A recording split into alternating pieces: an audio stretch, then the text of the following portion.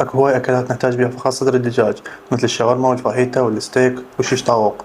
اليوم راح اعلمكم شلون نطلع صدر الدجاج من الدجاج. اول شي لازم نجيب سكينه حاده، نوخر الاجنحه،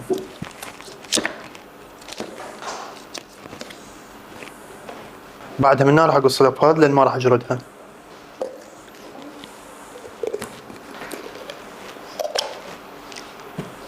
بقيت عندي هاي رقبه راح اقصها.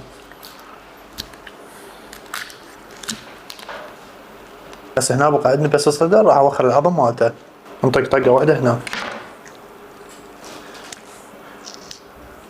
هاي من الغضروف راح اطلع هيك بيدي، وهاي من الجهه الثانيه. هاي العظمايه راح نطلعها هيك.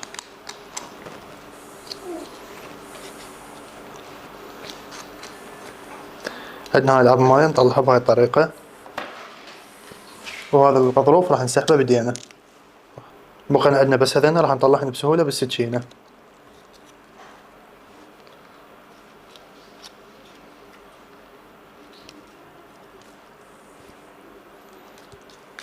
لا تنسون تحطون حفظ للفيديو حتى تطلعونه من تحتاجوه. واخر شي هذا الجليد نوخره، وهسه كمل عندنا وصار جاهز.